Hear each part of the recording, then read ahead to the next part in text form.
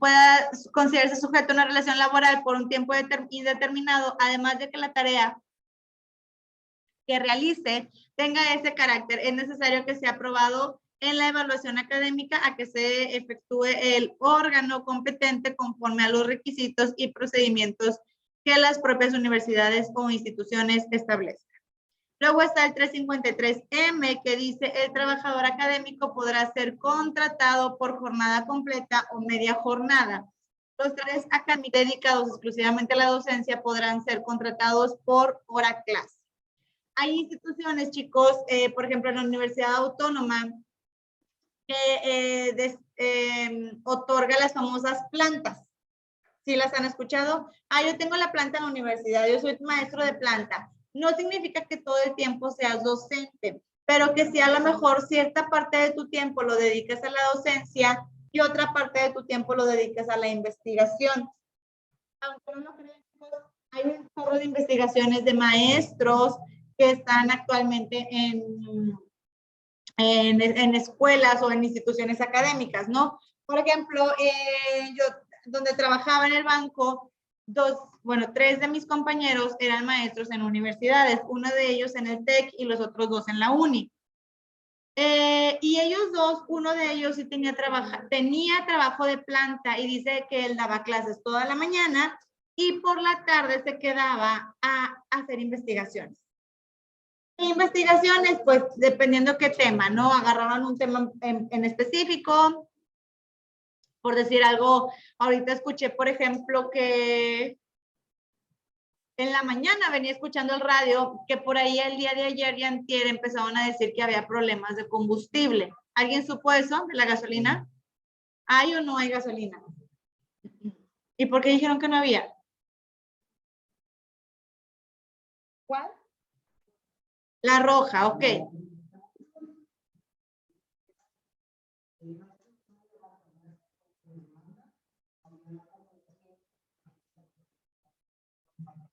Ok.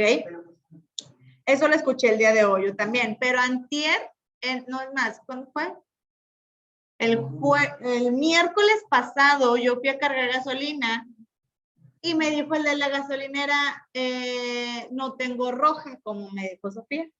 Entonces, normalmente a mi camioneta le pongo roja y dije, ¿sabes qué? No quiero que me empiece a fallar o a temblar o a medio así. Entonces dije, ¿sabes qué? Ponme 300 pesos, dije, nada más para mis vueltas de mañana y tal vez pasado, ¿no? Si es que me completo. Entonces, le puse poquita y luego ya el viernes fui a otra gasolinera y cargué normal, no pasó nada. Pero este lunes escuché que dijeron que otra vez no había gasolina, ayer escuché que dijeron que no había gasolina, y yo dije, qué raro, y me empecé a preocupar porque ya entre mañana más o menos le tengo que poner gasolina a mi camioneta.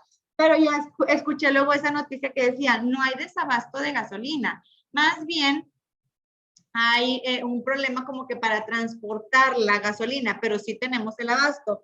Y mencionaron algo de que en Estados Unidos, ojo, en Estados Unidos, sí tenían un cierto problema con la gasolina, que porque quién sabe qué cosa que traían de Ucrania, no están pudiendo traerla ahorita, por obvias razones de la guerra. Aparte que Estados Unidos creo que se puso del lado de Ucrania y pues Rusia ahí anda haciendo de las suyas también, ¿no? Entonces, Estados Unidos, no México, no tiene nada que ver con nosotros, pero se empieza a crear pánico. Imagínense que ustedes quieran tomar ese tema como un tema de investigación y se sabe, oye, ¿por qué afecta que en Ucrania haya guerra para la gasolina y la distribución en Estados Unidos? Y ustedes empiezan a desarrollar ese tema investigando, viendo, moviéndole. Y entonces, por cada investigación que hagas, tú, o bueno, más bien tú estás obligado a hacer una investigación cada cierto tiempo cuando eres un trabajador de planta en una universidad. Cuando no, pues nada más te pagan tus horas laborales. ¿Cuáles son las horas laborales? Pues hora clase, más que nada. O sea, por ejemplo, nuestros contratos, o a mí, por ejemplo, a todos los maestros de aquí, de esta universidad, nos pagan por hora clase, es decir, por hora que yo les imparto una materia a ustedes de 45 minutos. Puede ser de un poquito menos, puede ser de un poquito más, o incluso los sábados que son 2 horas y media corridas, ¿no? Ahí ya se hace el ajuste a pagarnos por ese tiempo determinado que estamos brindando clase. Entonces, chicos, esa es la investigación que realizan muchos de los académicos, dependiendo del lugar en donde estés ubicado. Si estás trabajando para comunicaciones, pues a lo mejor te va a tocar investigar respecto a algún tema derivado con la comunicación, con el marketing, con algo así por el estilo, ¿no? Si estás en la Facultad de Derecho, pues a lo mejor te vas a poner a investigar algo respecto a la ley Olimpia o a las nuevas leyes que puedan ir saliendo a lo mejor ahí con ahora la parte de la inseguridad de las mujeres. ¿Vieron por ahí que salió un disque vengador o cómo le llaman? ¿Cómo se llama? Vengador, ¿no? Limpiador, sí, dije vengador, es una película. Justiciero también. El limpiador. Ah, bueno, pues yo quiero investigar qué onda con ese mono, ¿verdad? O ese fulano, fulana, no sé qué sea, no sé qué se dedique, pero pues según anda haciendo ahí de las suyas también. Que ojo, legal no es lo que está haciendo esa persona. ¿Pero qué? Ay, se cayó de la escalera.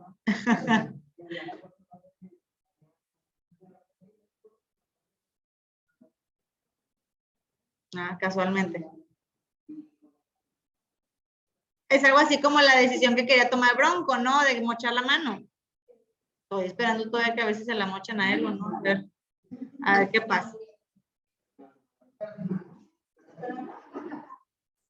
A ver, Bronco está asumiendo, bueno, Bronco se está poniendo en una posición muy enfermo por algo particular. ¿Quién sabe por qué?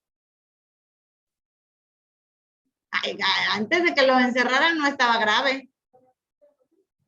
¿Pero por qué? ¿Bajo qué condiciones?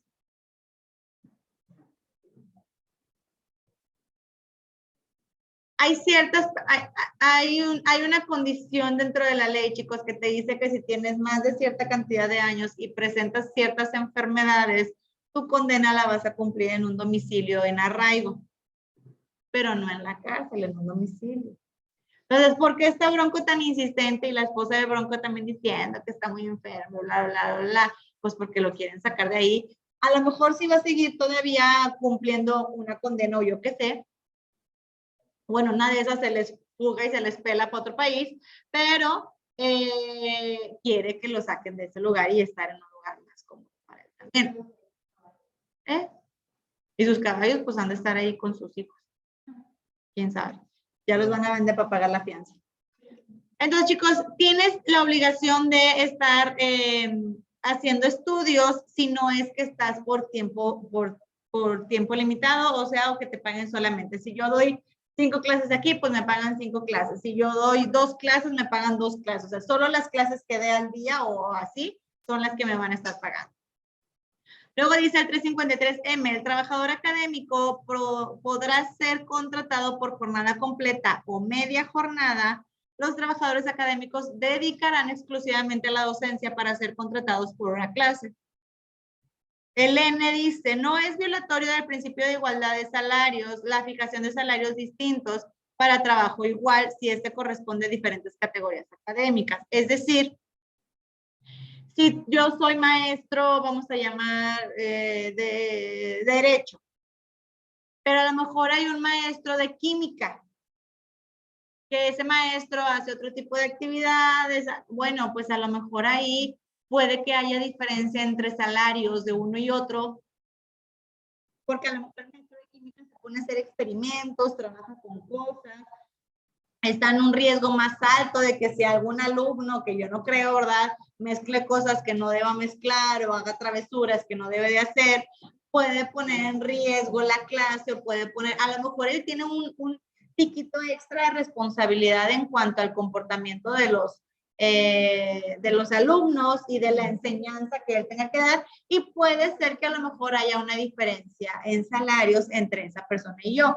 Pero si existen otros maestros que damos clases de la misma manera, donde no existe ese riesgo, por ejemplo, pues ahí sí tendríamos que ser igualitos.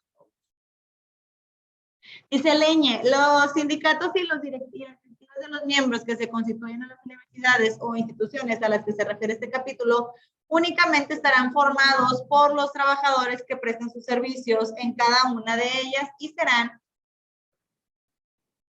de personal académico, de personal administrativo o de institución si comprende a ambos tipos de trabajadores.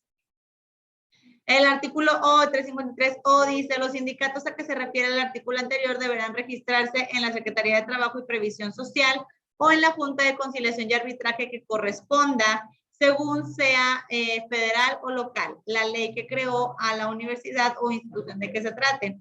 El 353P dice, para los efectos de la contratación colectiva entre las universidades e instituciones y sus correspondientes sindicatos, se seguirán las reglas fijadas en el artículo 388. Para tal efecto, el sindicato o institución recibirá el tratamiento de sindicato de empresas y los sindicatos de personas académicos o de personas administrativos tendrán el tratamiento del sindicato gremial.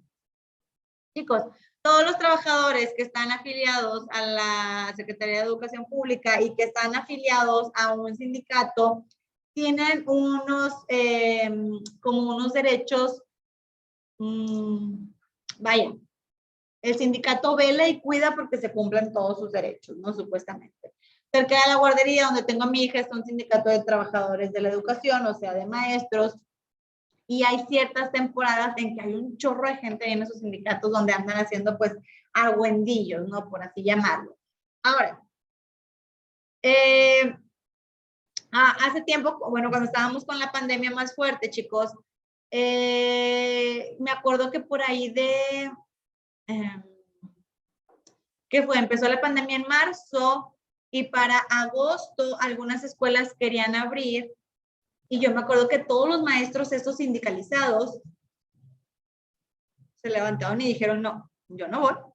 Y si me muero, y si esto, y si lo otro, y si me contagio un hijo, y luego, bueno, no vamos a abrir. Y lo pospusieron para junio del año que entra, agosto del año que entra, y pues no, tampoco. Es más, ahora que regresamos, en teoría, en agosto del año pasado, con ciertos porcentajes o así, que no fue el total, que fue parcial, hubo muchos maestros que quisieron entrar en huelga porque no querían ir a trabajar, porque se sentían inseguros o se sentían con riesgos, o bueno, o luego peor ahí, decían que había muchas escuelas que no contaban con lo necesario para que pudieran dar clases. ¿Qué es lo necesario para dar clases? El aula sí está, pero lo demás estaban totalmente descuidadas. Las escuelas duraron cerradas más de 2 años, chicos. No había agua, no había luz, no había ventanas porque se habían roto, muchas escuelas estaban saqueadas, así súper feo. Había, oye, pues la hierba de una escuela pública, quienes estuvimos en la escuela pública sabemos que siempre son muy amplias y siempre hay hierba por todos lados, oye, no se veían ya casi ni los salones donde la hierba estaba súper crecida, ¿no? Y al final del día involucraron un poquito a los papás y luego Samuel García ya cuando por fin se dio el banderazo para que sí se fuera presencial o semipresencial y dijo van a ser todas excepto aquellas escuelas que estén imposibilitadas para poderse abrir. ¿Okay? O sea que no tuvieran aire acondicionado o un ventilador por lo menos,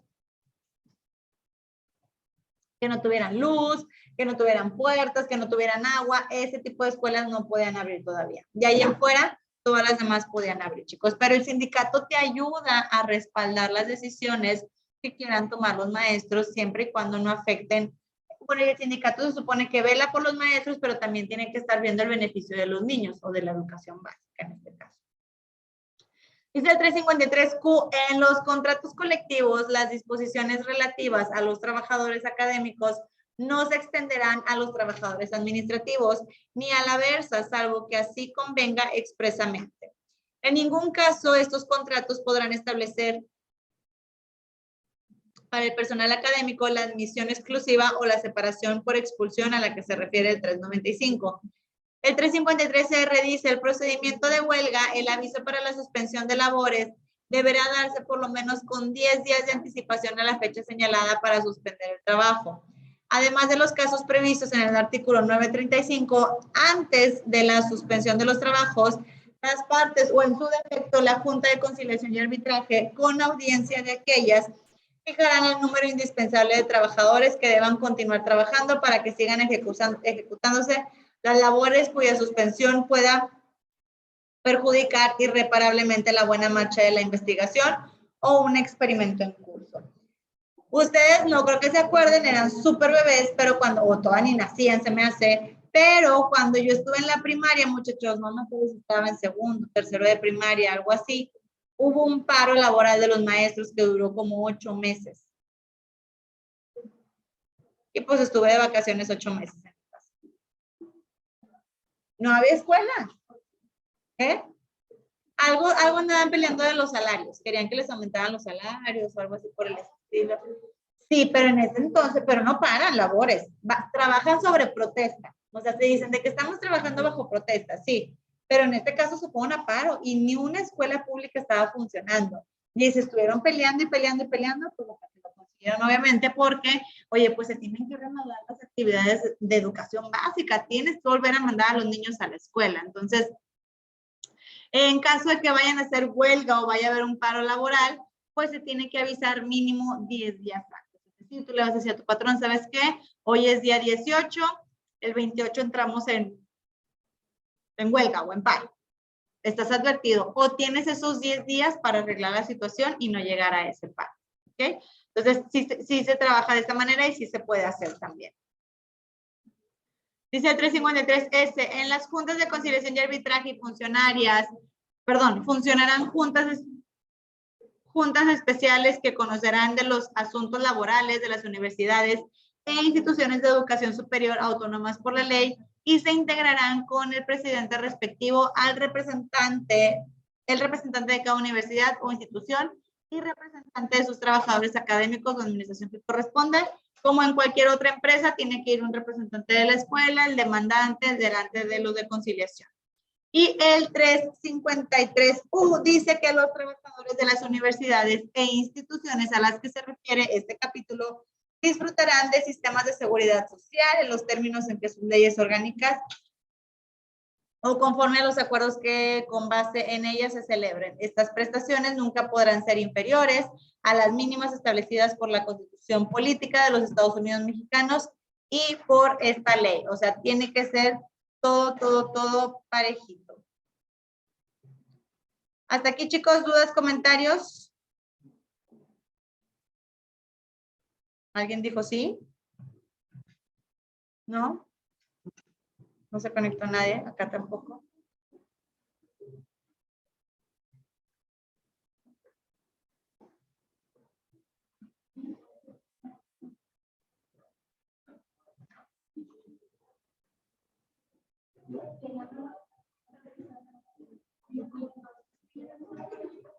Muy bien, el siguiente título, chicos, es el 7º y dice, habla de las relaciones colectivas de trabajo. El capítulo 1 dice que habla de las coaliciones. A ver, jóvenes, el artículo 354 dice, la ley reconoce la libertad de coalición de trabajadores y patrones.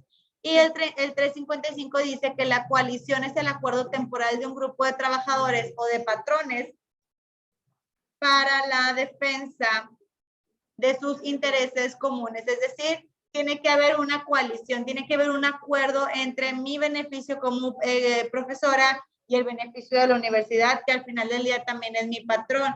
Y en el caso que sean de gobierno, pues en este caso el gobierno tiene que velar también por mis intereses, como en este caso, pues trabajador de una escuela.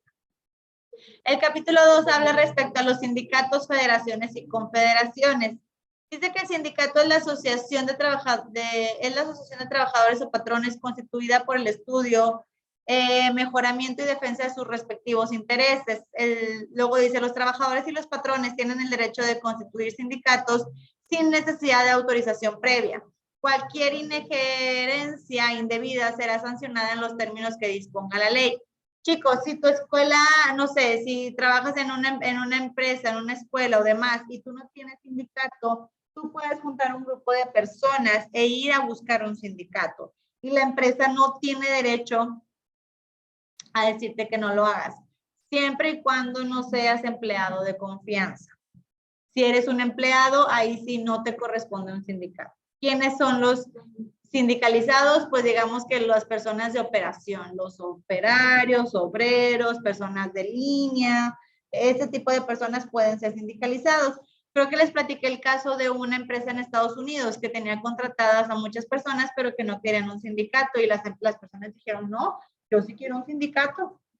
La empresa no quiere un sindicato porque el sindicato al final del día te quita dinero, te cobra y te vigila a pesar. Pero entonces las personas decían, la empresa decía, yo no quiero un sindicato. Ah, bueno, pues no es de que quieras, chulo, ¿verdad? O sea, pues como quiera, vamos a tener un sindicato y nos vamos a poner en regla para que funcione el sindicato y pues para que estemos bien, ¿no? Pero no necesitas autorización del patrón. Tú con un junto de personas pueden buscar un sindicato y decirle, oye, queremos que nos representes, y el sindicato le presenta la orden a la empresa. Luego dice el 358, a nadie se puede obligar a formar parte de un sindicato o a no formar parte de él. Cualquier estipulación que establezca multa convencional en caso de separación del sindicato o que la desvirtúe de algún modo la disposición contenida en el párrafo anterior se tendrá por no puesta. Luego dice, los sindicatos tienen derecho a redactar sus estatutos y reglamentos, elegir libremente a sus representantes, organizar su administración y sus actividades y formular su programa de acción. Los sindicatos de trabajadores pueden ser gremiales, o sea, los formados por trabajadores de una misma profesión, oficio o especialidad, de empresa, los formados por trabajadores que presten sus servicios a una misma empresa, industriales, los formados por trabajadores que representen sus servicios en 2 o más empresas de la misma rama industrial.